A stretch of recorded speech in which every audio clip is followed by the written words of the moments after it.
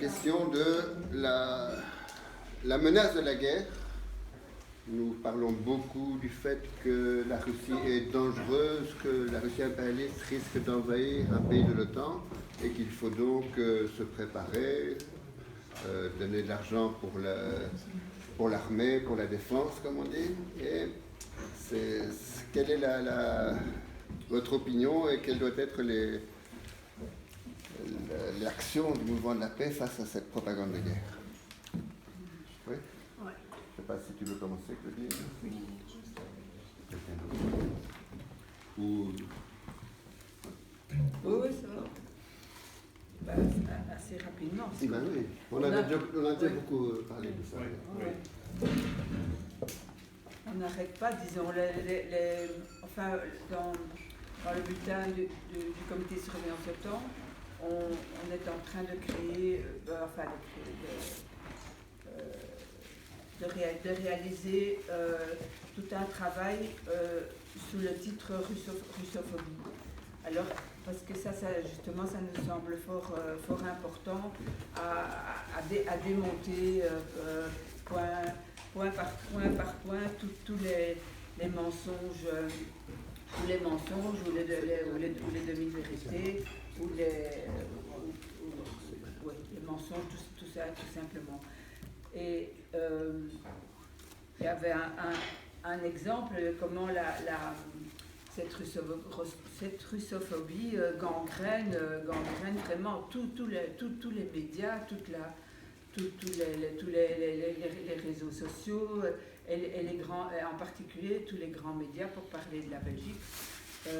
Récemment, il y a dans le journal Le Soir un supplément qui s'appelle l'ENA, où il se considère comme le rassemblement des meilleurs journaux de l'Europe.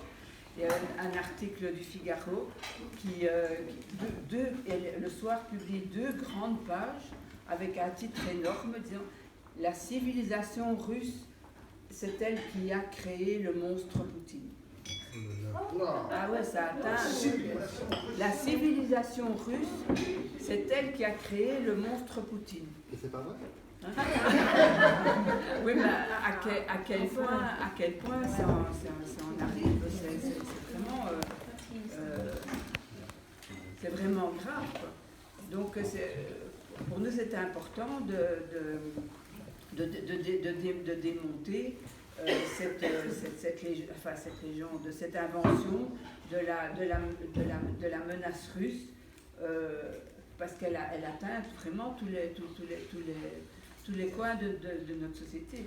Il y a eu, même dans le monde culturel, au musée des Beaux-Arts, pendant 2 mois, il y a eu une exposition temporaire qui s'appelait In the Eye of the Storm, donc dans l'œil du cyclone. Et quand on allait la visiter, c'était organisé par un consortium de musées européens sous l'initiative des musées de Kiev pour montrer le monstre russe. Et tout est consacré à ça. Donc c'est vraiment un problème très important, comment on mesure et comment on peut comprendre ce qui se passe en Russie. Et la Russie en tant que l'ennemi numéro 1 de l'OTAN et tout ce qu'il y a autour. Donc c'est important de ne pas parler en général, qu'on approuve, qu'on critique ou qu'on juge la politique de la Russie, mais de voir que c'est quelque chose de fondamental dans la justification actuelle de la guerre de l'OTAN. Voilà, je ne sais pas quoi. Dans le culturel, c'est vrai. La discussion se fera après, si tu veux bien. On va d'abord. On va essayer de suivre ce que j'avais imaginé. Moi, je vais voir les choses sous l'angle de je vais appeler ça la liberté d'expression. Bien sûr, la propagande, elle est énorme. Tous les médias, et fatalement les médias sociaux aussi, puisque eux travaillent quand même largement en bulle, il faut bien le voir. La propagande de l'OTAN, elle est partout. Et effectivement, même chez nous dans le mouvement, il y a des gens qui y croient, en tout cas partiellement.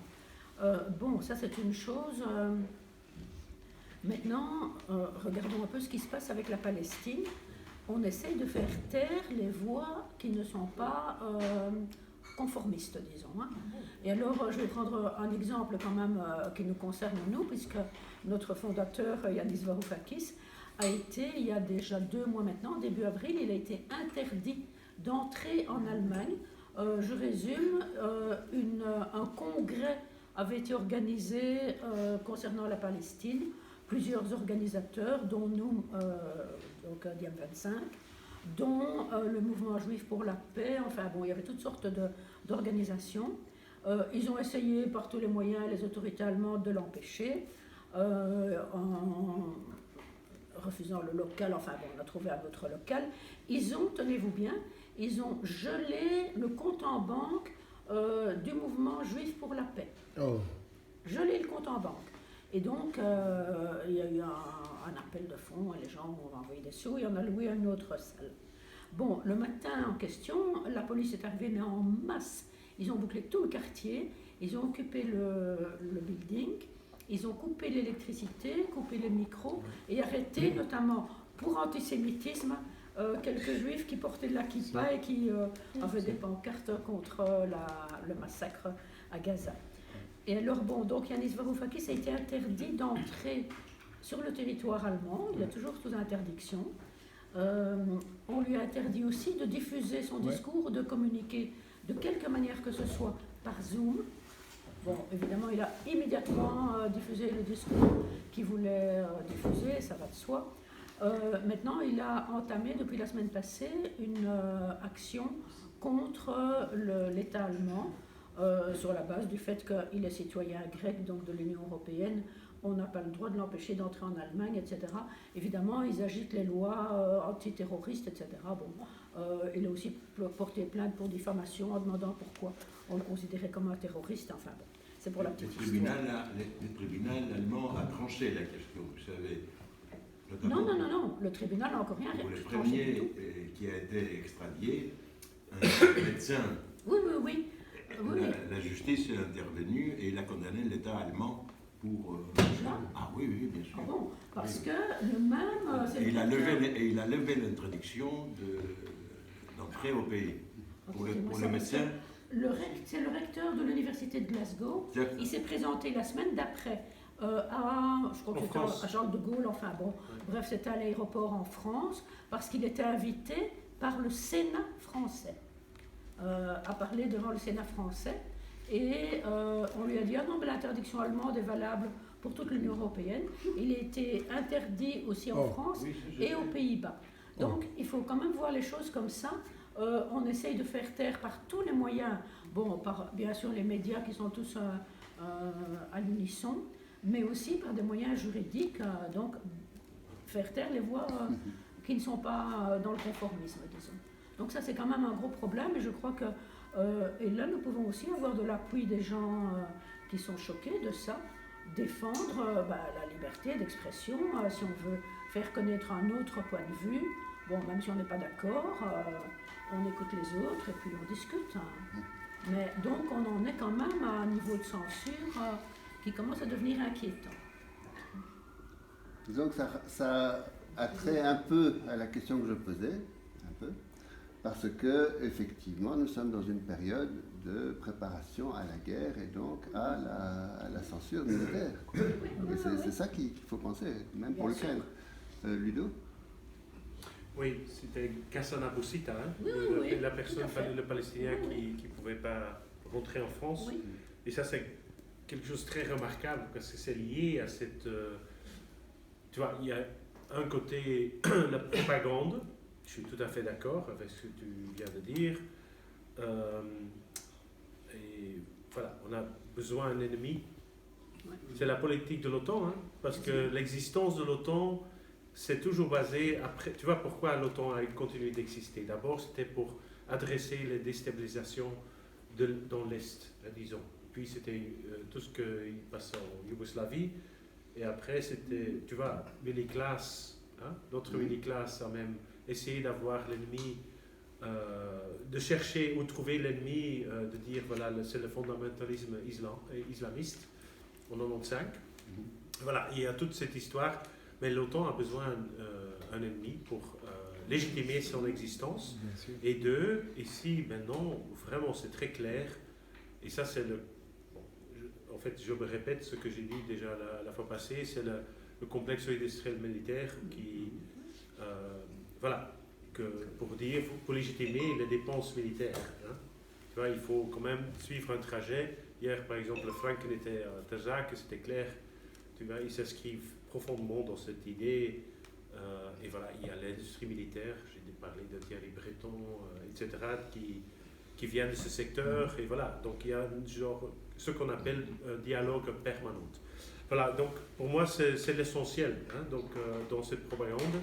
L'autre côté de ce médaille, c'est bien sûr de la censure, tu peux dire, ou comment dire, c'est plus subtil hein, de avancer les narratifs de guerre.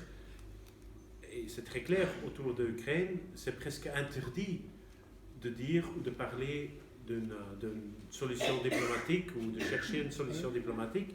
C'est que tout de suite, on rentre dans cette propagande de guerre, le narratif binaire, disant, si tu défends ça, tu es sûrement, tu joues les cartes de Poutine. Hein. Et voilà, donc, et ça c'est quelque chose qui est très inquiétant, et c'est ce que tu dis, hein, nos droits fondamentaux, le droit de s'exprimer, hein, etc., est en menace. Et voilà, vous savez que notre association est par exemple ciblée par, c'est pas pour ce conflit de l'Ukraine, mais par rapport au Moyen-Orient, Gaza, qu'on est sous surveillance par Yambon. Hein. Il a déclaré que... Ah oui. Vous savez, non? Ça, c'est le... Donc on reçoit des subsides du gouvernement de flamand. Hein? Comme menacé. Yeah. Ouais, vous connaissez Yambon. Attends, je vais expliquer très bref. Donc après, il y a 7 octobre, on a publié tout de suite, ensemble avec voilà, une narrative pour dire ça n'a pas commencé le 7 octobre, c'est le résultat d'une occupation, etc., etc. Et donc, Jan Jambon, qui est le ministre-président Flandre, NVA, qui a nous accusé d'une probable narrative pro-Hamas. C'est ça. Voilà, c'est la pensée binaire, mais ça fait partie de la propagande. Voilà, et donc il a donné l'ordre à l'administration de nous examiner. Donc ils ont regardé tout le site aussi avec un bureau indépendant, quelque chose qu'ils ont engagé pour ça. Oui, oui. Et donc ils ont fait un rapport du résultat qui était bien pour nous. Hein. Il n'y a rien. Et puis c'était dans le Parlement début de cette année, janvier, et donc à la demande, comment dire, à la réponse de questions posées dans le Parlement flamand, il a dit, voilà, c'est vrai, il n'y a rien, mais leur communication quand même un peu ambiguë, et il y a aussi question de fake news. Ce qui n'était pas dans le rapport de l'administration. Voilà, il a dit ça comme ça. Et puis il a dit, c'est pour ça que j'ordonne l'administration de faire chaque mois un rapport sur notre association. L'administration, ils m'ont appelé pour dire que c'est un jeu politique, on va dire faire toujours le même rapport. Mais voilà, mais pour dire, ça c'est le climat, on appelle ça en anglais shrinking space, hein, donc l'espace qui voilà. Mais ça s'inscrit, tu vois, on se retrouve dans une... bon, c'est pas par rapport à l'Ukraine, mais c'est l'esprit général qui, de plus en plus, tu vois, on est contre Poutine parce qu'il est autoritaire, mais on a le même sentiment ici.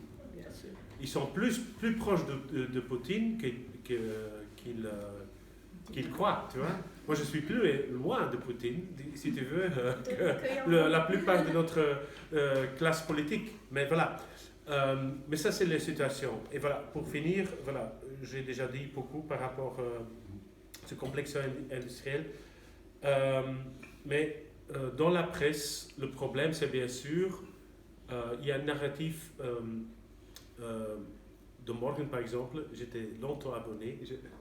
on rigole toujours parce que j'étais abonné pendant des années, c'était considéré comme le journal progressiste. Maintenant, je parle de journal de guerre. Tu vois, c'est toujours les mêmes analystes, les mêmes trucs. Voilà, et ça a l'air toujours, il y a quelque part un débat. Et ça, c'est vraiment Chomsky qui a parlé de manufactured consent. Ça veut dire, tu peux avoir un débat. Ça semble un débat, mais tu ne peux pas aller au-delà de certaines limites qui ne sont pas, comment décrétées, mais invisibles, quelque chose. Hein, mais voilà, dès que tu dépasses des limites pas invisibles, pas déclarées, tu es considéré non discutable. Tu vois. Et bon, il y a beaucoup d'exemples de ça, mais en tout cas, je ne sais pas comment c'est dans la presse francophone.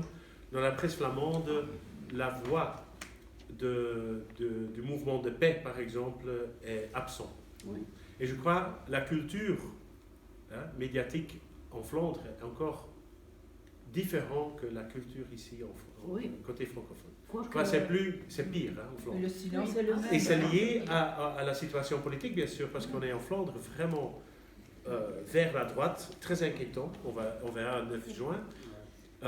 Ici, au moins, Bruxelles et surtout aussi le sud du pays, il y a quand même, comment dire, représentation, même pour Ukraine.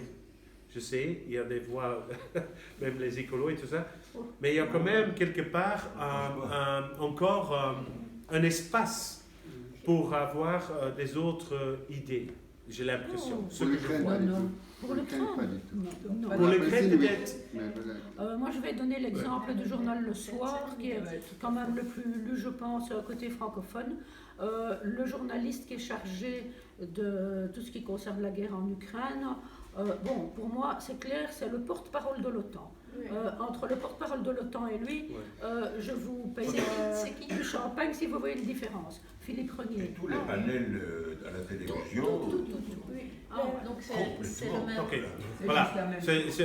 Donc je suis mal. C'est une impression que j'ai. Mais en tout cas, c'est similaire. Donc, et je crois que c'est dans toute l'Europe. Voilà. Mais c'est quand même très inquiétant parce que ça devient structurel. Tout à fait. Voilà. La reste, j'ai déjà parlé. En tout cas, par rapport à cette propagande de l'impérialisme, c'est étonnant quand même. Comment dire, on peut quand même considérer le journalisme, les gens qui sont dedans, quelque part intelligents. Je ne crois pas qu'il y a un lien direct entre l'OTAN et tous les journalistes. Hein? Donc c'est plutôt culturel. Mais par exemple, des questions comme les rapports de force. Simplement ça. Donc l'idée que la Russie, et qu'on avance comme ça, peut envahir un pays balte ou Pologne, ça veut dire ouvrir une guerre avec l'OTAN, même s'ils sont dans les marais de l'Ukraine, disons, parce que ça ne bouge pas, ils ont besoin de trop d'énergie pour l'Ukraine, donc pour ouvrir un deuxième front, c'est déjà absurde, mais aussi rapport des forces que la Russie dépense un douzième de ce que l'OTAN dépense, et je ne parle pas de qualité de matériel parfois, c'est étonnant quand même, même en dehors de l'idéologie, qu'on accepte par l'intelligence, je veux dire, qu'on accepte de tels narratifs sans les critiquer, sans se poser des questions. Et en y croyant finalement. Non, je veux dire, la propagande est très forte. Oui, mais les journalistes ne sont pas malhonnêtes, je ne le pense pas, ils ne sont pas payés. Je ne le pense pas. C'est ce que je veux dire. C'est la force de propagande et c'est les voix solides, comment dire, unissones, tu vois. D'un côté, du pouvoir en général, et les journalistes répètent. Ils sont... Oui, c'est tout à fait ça. Parce qu'eux-mêmes croient ce qu'ils disent. Oui, c'est ça. C'est une intoxication, auto-intoxication. Auto-intoxication, oui, c'est exactement ça en fait. En tout cas, en ce qui concerne l'histoire, les rares journalistes qui subsistent, il y avait 200 journalistes, enfin quand moi j'ai commencé à travailler, pas comme journaliste, mais dans les services administratifs, il y avait 200 journalistes au soir. Maintenant, il en reste 20. Et c'est le même. Et oui, mais ils ont pas le choix, ils défendent leur poste. Voilà, c'est tout. Parce que... Mais je crois que c'est plus loin. Hein. C'est Non, vraiment une conviction. Franchement, même s'ils ont acquis s'ils acquièrent cette conviction, c'est parce que ça les arrange bien, c'est tout. Mais la Et nuit, ça les Le mot répit que la- auto-intoxication, Oui, oui, oui. C'est bien, oui. c'est une Le soir Je est suis pire que la persuadé nuit. que c'était. Exact. Parce que dans la nuit, il y a eu quand même une fois un article sur le BEOC, donc le Bureau européen de l'objection de conscience, où on parlait des objecteurs russes et ukrainiens. Un article une fois, mais je crois que dans l'espace, ça en a parlé. Mais il y a de bons journalistes le soir. Mais bon, moi je trouve que Dominique Bern, je ne le connais pas, même sont de bons journalistes. Mais le type qui couvre, donc Renier, qui couvre l'Ukraine, je leur ai écrit d'ailleurs au soir en disant on dirait une illustration d'un manuel de propagande, loi numéro 3, la loi de l'ennemi unique, loi numéro 5, loi de la contagion, etc. C'est vraiment ça, quoi. Évidemment, ils ne m'ont pas répondu. Hein. Il y a un aspect que je crois mérite d'être souligné, c'est le rôle de la gauche journalistique dans les guerres. C'est-à-dire que c'est complaisant comme gauche. Si vous parlez, notamment en France ou en Europe, le journal Libération, c'est un journal de gauche. Mais non, le second de Morgan, c'est plus la gauche. Hein. Exactement, mais c'est ça qui est très intéressant. Et il n'y a pas, c'est la même chose. Et les moments que Sarkozy, que Macron avait annoncé son intention, le souhait, le désir d'envoyer des troupes. Sa déclaration s'est produite 48 heures après que l'éditorial de Libération, signé par Serge July, les grands dirigeants de mai 68, les créateurs du parti qui s'appelait Gauche prolétarienne armée, qui maintenant roule avec chauffeur, etc. Et lui avait écrit un éditorial, je l'ai publié dans un petit journal qui s'appelle Le Drapeau Rouge. Il avait écrit un éditorial en disant qu'il faut maintenant réfléchir à l'envoi des troupes de nos pays en Ukraine. Avant Macron. Avant Macron, 2 jours avant. Et Macron a suivi. Ce n'est pas par hasard que Macron est un grand copain. Il a été soutenu pour un autre grand révolutionnaire de mai 68 qui s'appelle toujours Daniel Cohn-Bendit. Et donc, c'est intéressant de voir ce qui est de la prostitution de la gauche journalistique incroyable. Moi, je crois qu'il faut faire attention à un point quand même par rapport à cette pression hégémonique du discours, du récit occidental. Il faut quand même faire attention, c'est-à-dire, il est tellement puissant qu'on risque d'apparaître aux yeux de certains comme étant pro-russe. Ah oui, c'est déjà. Ah oui, mais c'est la pensée militaire. C'est exactement. Et là, je pense qu'il faut qu'on soit nous-mêmes très attentifs à ça. La puissance est telle, le mensonge est tel. On dit finalement, or dans une guerre impérialiste, parce que je crois qu'il s'agit d'une guerre impérialiste mondiale, c'est-à-dire nous sommes dans une mondialisation militaire actuelle. On n'est plus dans une mondialisation économique à Fournier, mais on a transformé quasiment à une mondialisation des guerres. Et oui, enfin, oui, les puissances, pas seulement les élites, les puissances et les classes sociales qui sont derrière cette mondialisation économique, qui se transforme en mondialisation carrément militaire et de guerre. Là-dessus, je pense qu'il ne faut pas prendre part pour ou contre de 2 ou de 3 partis qui sont en jeu dans cette confrontation mondiale, géopolitique de nouvelles dimensions. Parce que là, je pense que l'attitude, en tout cas de la gauche internationaliste, c'est de ne pas prendre part pour l'un ou pour l'autre des partis impliqués dans un conflit de cet ordre. C'est exiger de pouvoir avoir le débat public. Bien sûr, bien sûr. De même que pour Gaza. Oui. Moi, je ne suis socialiste de gauche ou de gauche, d'extrême gauche, je ne suis pas pour Hamas. Il faut que ce soit aussi clair, cette affaire. C'est pas la question. C'est la question, c'est la question. Non, c'est la question. Ces jeux, on l'a vu déjà en Iran, ces jeux. Je pense qu'il faut que la position soit claire en la matière. Non. Non, nous sommes devant les massacres de civils. Non, Et je c'est un- pense qu'on ne doit pas dévier parce que le débat est très lourd et très... Oui, mais enfin...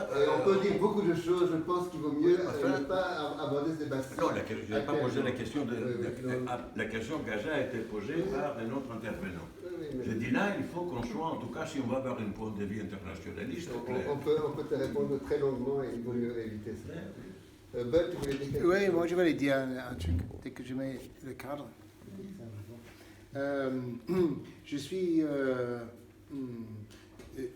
plus interpellé que jamais de par les questions, cette question-là, de la propagande ici. Étant un Américain qui a apparemment fui son État pour échapper à la propagande continuelle, constante chez moi, dans notre pays. Pour venir ici, il est vrai que j'ai eu à peu près 30 ans de l'air clair, pur, où je pouvais respirer. Je me rends compte maintenant que c'était faux, que c'était une illusion, que ce n'était pas pur, rien n'était très facile, clair, et je n'avais échappé à rien. Et c'est seulement ces dernières 2 ans et demi où je me rends compte vraiment que j'étais... voilà, que nous étions, nous, les Belges, ici, sous le joug, sur tous les... où j'ai cru que nous n'étions pas, que nous étions indépendants, un petit pays brave, plus brave que tous, parce que nous sommes petits. Ça, c'était du temps Et surréaliste. Mais c'était aussi du temps des années 60, et 70, et 80, même 90. Et ça, nous l'avons tous connu, même en États-Unis, même à Londres, même ici, il y avait une autre ambiance. L'ambiance a fort changé depuis un peu de temps. Et il faudra que nous l'analysions. Alors, je vais juste vous faire revenir en arrière quelques années, peut-être 3 ans et demi, durant l'épisode du Covid, de pandémie. C'est une période où nous ne voudrons pas trop revisiter, et je comprends bien. D'ailleurs, je suppose, je parie qu'ici dans la salle, il y a des points de vue très très divergents sur la question de la pandémie, des origines, des vaccins, le politique de santé de notre pays et ainsi de suite. Et personnel même. C'est pas ça le problème. Par contre, ce qui commençait à s'opérer durant cette pandémie était tout de même très palpable pour tout le monde, une espèce de psychose qui est bien déclarée. Ça, tout le monde a vécu ça. Hein? Nous sommes tous très arrêtés ou pas, mais on était quand même traversés par la psychose de cette pandémie. À partir de ce moment-là, de ma part, le pays ici, en tout cas, a changé. Probablement tous les pays du monde ont changé fondamentalement. Quelque chose s'est brisé, quelque chose s'est opéré. Et il se peut que nous devons analyser ça un peu plus profondément pour essayer de trouver des indices. Hier matin, j'écoutais un petit discours d'un Belge qui est connu ou pas, il s'appelle Matthijs Desmet, certains le connaissent. C'est un Belge de Gand dans la psychanalyse, dans la théorie psychanalytique, etc. Et il a fait toute son recherche sur la création de masse, la formation de masse, donc comment Hitler, comment les autoritaires, les dictateurs, etc., on peut créer un mouvement comme c'est passé dans l'Allemagne nazie, où en fait le public bien bien civilisés deviennent éventuellement des barbares dans cette histoire-là. Donc il étudiait ça très profondément. Et il se terrorise et il a créé un livre, il est en train d'écrire un deuxième. Alors, il expliquait, selon lui, que dans cette situation de Covid, il y avait certaines choses qui sont opérées, qui a créé les conditions pour ce qu'on appelle le mass formation. Donc, la mass formation, ça veut dire le pensée unique qui se construisait depuis lors. Et juste, j'essaie de terminer là-dessus. Les conditions dont lui, il a analysé, donc il révèle ou il prétend, sont des raisons pour lesquelles cette formation de masse s'est construite, est en train de se faire, ils disent, encore aujourd'hui, et ça continue encore aujourd'hui, et ce que nous avions aujourd'hui est construite sur ce qui a commencé il y a 3 ans et demi durant le pandémie. Voilà. Si je peux te répondre, ou si quelqu'un veut répondre, mais en tant que Belge, oui, non modéré, je ne sais pas si tu étais ici déjà en Belgique ou en Europe dans les années 90, parce que nous avons vécu une propagande de guerre extraordinaire contre la Yougoslavie, pour l'OTAN, pour la guerre de l'OTAN. Et je jure bien que ce n'était pas une pandémie qui avait précédé cette propagande de guerre. Elle était très réelle et nous la revivons maintenant. C'est quelque chose qui est... Peut-être tu n'étais pas conscient de cela. Non, beaucoup de gens n'en étaient pas conscients. L'ont absorbé sans l'être, mais c'était aussi prégnant que cela. Maintenant, le degré est encore beaucoup plus élevé parce que l'enjeu est plus élevé. Il s'agit de la Russie, mais pas de la Yougoslavie. Mais le principe là est le même. Il y avait une concertation. J'ai coupé mon abonnement au Monde et je n'ai plus jamais lu Le Monde depuis les années 90 parce qu'on était abonné depuis 30 ans et tous les jours en première page, il y avait on doit attaquer la Yougoslavie, enfin, on doit attaquer Belgrade, on doit attaquer la Serbie. Si on n'attaque pas la Serbie, c'est Munich 1938, etc. Tous les jours. Hein. Et on n'a presque rien fait ici. Il y a eu quelques rares manifestations, quelques rares pétitions. Moi, j'étais de toutes. Et les écolos, c'était Isabelle Durand à l'époque, ils avaient une position chèvre-choutiste. Je ne marchais qu'avec les Flamands qui étaient convenables. Groen. Non, lorsqu'on faisait les manifestations, les gens disaient vous vous rendez compte, il y a un génocide, c'était une émission insultée à cette époque-là. Maintenant, c'est 10 fois pire. Maintenant, Non, mais l'Afghanistan, c'était aussi grave. Ah, tout à fait. Tu vois, je me rappelle comment on a toujours dit tout va bien en Afghanistan pendant 20 ans. Ah ouais. Presque jusqu'à la dernière moment. Et que tout ce qu'on fait, c'est pour les beaux yeux des femmes. Sauf que quand les femmes viennent en Europe, bien sûr. Parce que là, on aimait bien. Mais on n'en veut pas, on les noie dans la Méditerranée. Non, mais je trouve ça important pour briser cette image de propagande de l'OTAN, pour rappeler à ce que l'OTAN a toujours dit, tout va bien, tout ce qu'on fait c'est pour la démocratie en Afghanistan, même si c'était un régime corrupt, et que tout va bien, qu'on va installer et défendre la démocratie.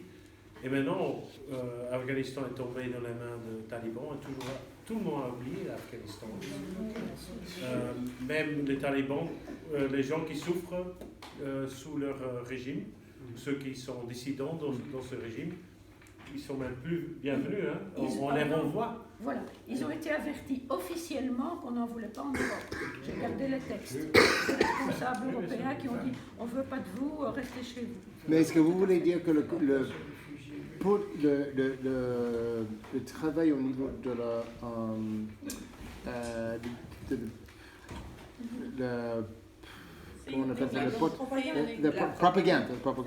propagande n'a pas changé depuis 30 ans. C'est plus ou moins la même force.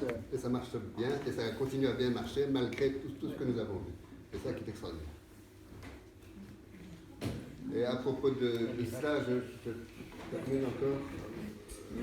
La propagande actuelle sur la menace russe qui va nous envahir, c'est pas seulement pour moi, un peu comme tu disais Ludo, c'est pas seulement pour moi pour investir dans l'armement, pour que les firmes marchent bien, etc.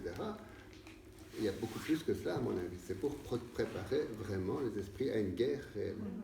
Je ne sais pas ce qui va se passer, mais il y a plein de grands penseurs de l'OTAN qui affirment, qui sont sûrs que l'OTAN va pouvoir attaquer la Russie et détruire la Russie.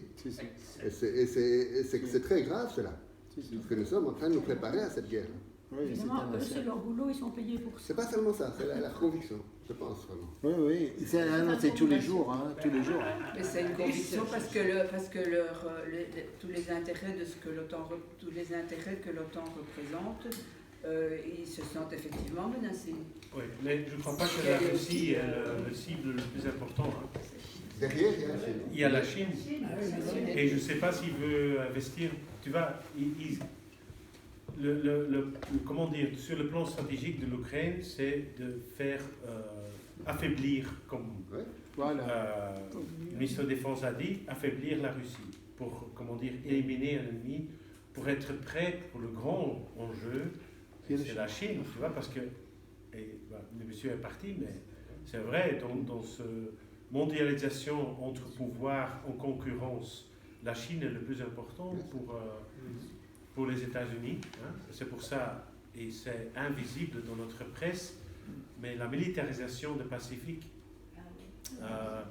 le Japon qui va doubler ses dépenses militaires, le Taïwan qui reçoit pour 19 milliards des armes dans quelques années, pendant quelques années, il y a le Sud-Corée, donc il y a l'alliance qu'on a créée en 2023, l'été 2000, entre le Japon, Corée Sud et les Philippines et les États-Unis, hein, pour, tu vois, tout ça, les manœuvres, etc., ça s'inscrit dans cette, tu vois, dans mon avis, dans long terme, c'est le vrai cible.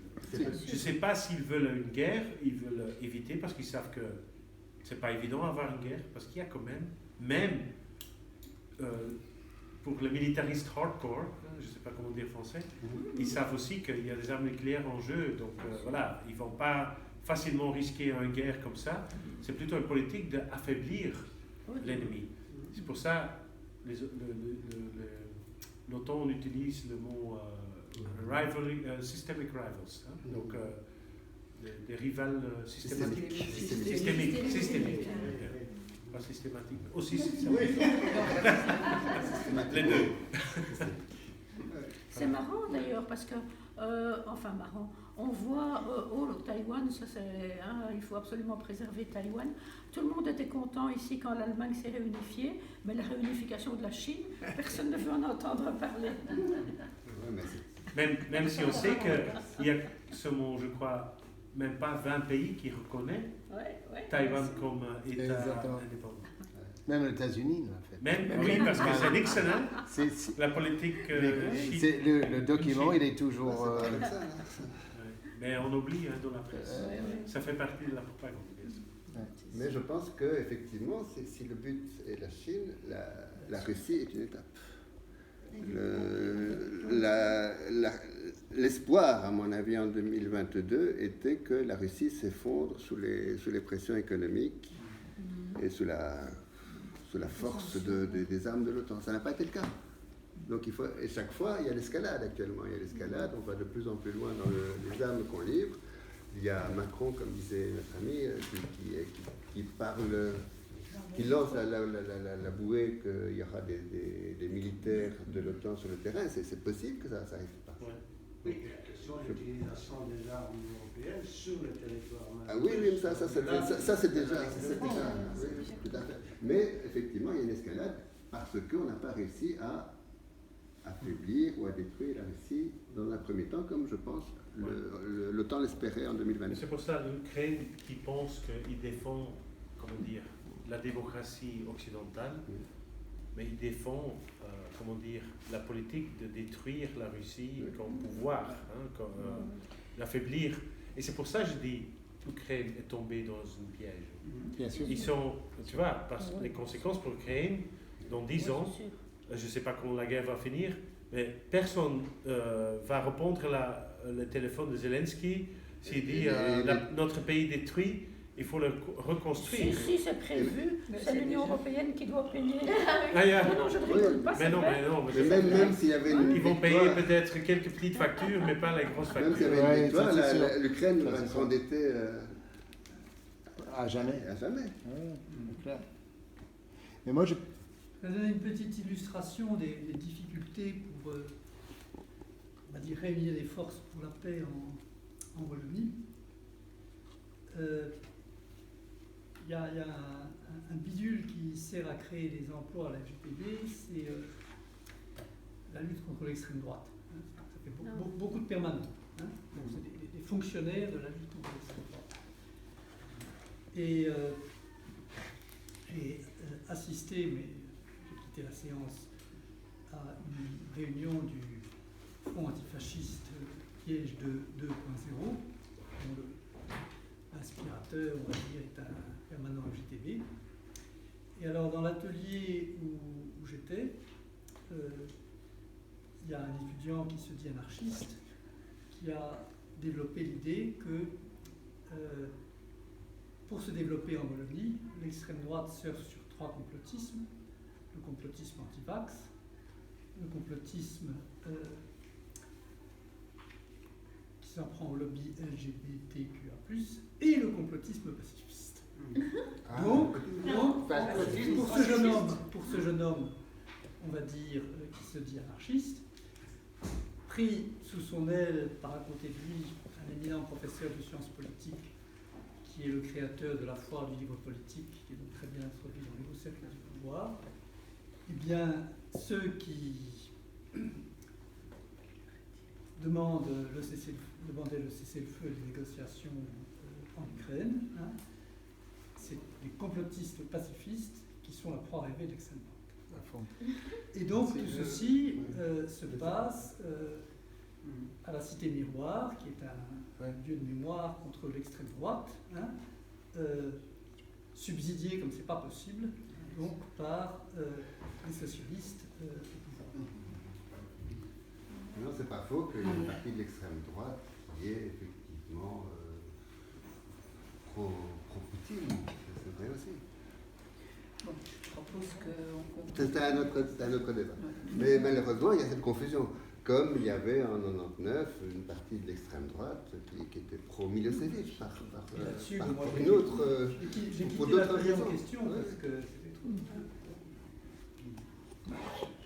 C'est un paradoxe, mais c'est une réalité. Quand tu vois, par exemple, sur la guerre en Ukraine, une personnalité comme Caroline Galacteros, qui serait conseillère de Zemmour, ça ne l'empêche pas de tenir des propos tout à fait intelligents sur la guerre en Ukraine. Bon, ça, c'est pas parce On trouve ça un peu partout. Même aux États-Unis, on trouve la même chose. C'est pas parce qu'on est étiqueté qu'on ne peut pas tenir des propos intelligents, parce que c'est vrai que...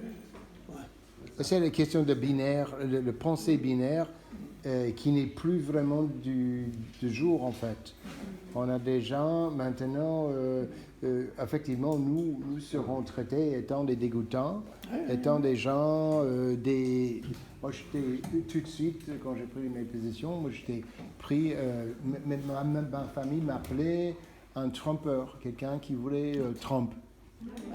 Tu vois, donc tout est bon maintenant, de ce point de vue-là. Un trompeur. Ouais, un trompeur. C'est un chouette jeu de mots. Chouette jeu de mots, oui. C'est un bon jeu de mots. Pas pour les Américains, mais pour nous. Il y a une question que je me pose. Qu'en est-il? C'est clair, les Ukrainiens et les Russes en ont marre de la guerre. C'est-à-dire, on voit Zelensky qui supprime tous les postes consulaires, on voit Poutine qui, de 18 ans à 60 ans.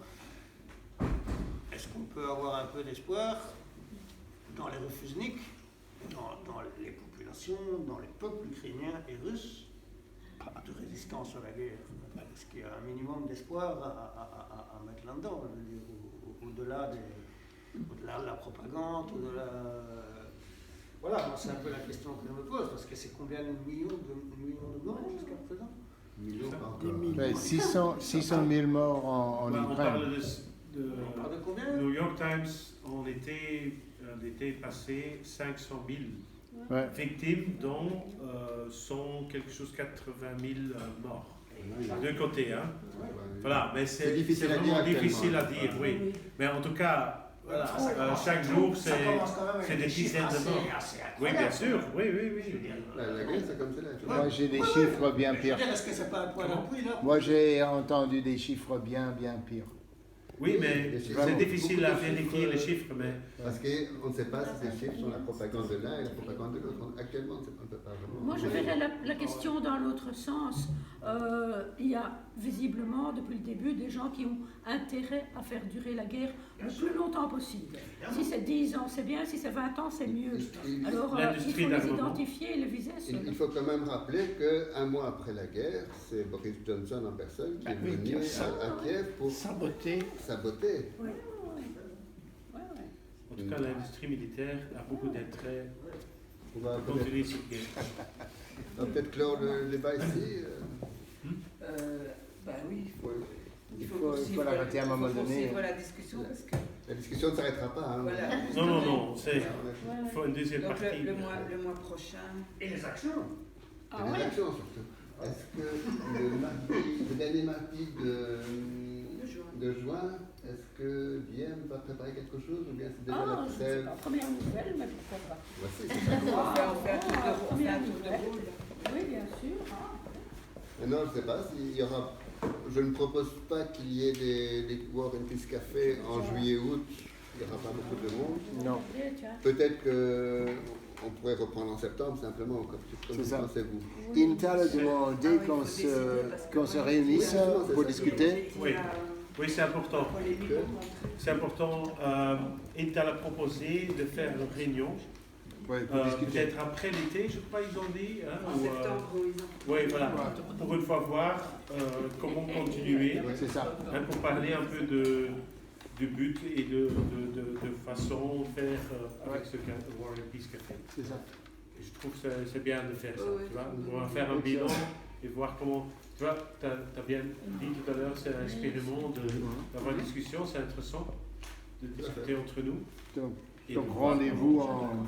Et je crois pour Diem, il y a le sommet de l'OTAN, début juillet.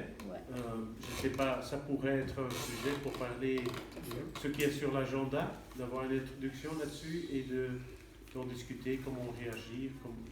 C'est déjà tard, hein, si on fait ça fin juin, le sommet c'est... La semaine suivante.